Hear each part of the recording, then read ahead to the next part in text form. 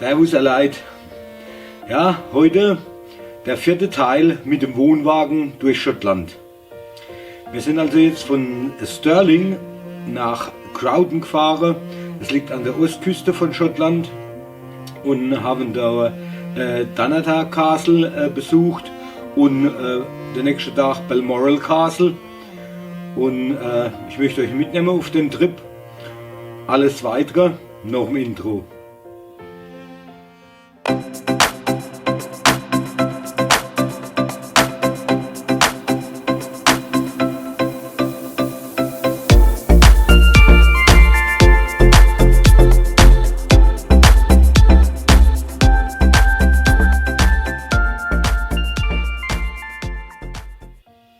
Ja, auf unsere nächste Etappe, wo wir gemacht haben, sind wir von Stirling dann vom Campingplatz nach Crawton gefahren.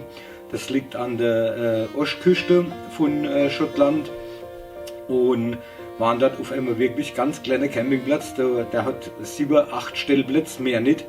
Nagelneue Waschhäuser, war super und wirklich sehr zu empfehlen, weil er total idyllisch liegt. Nicht direkt am Wasser, sondern ein bisschen landeinwärts. Darum heißt das Ganze auch Upper Crawton.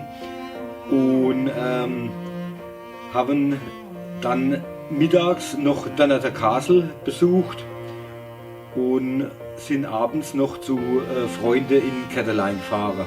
Also das liegt alles direkt in der Umgebung. Am nächsten Tag sind wir dann mit dem Auto solo nach Balmoral gefahren. Balmoral Castle sagt wahrscheinlich jedem was.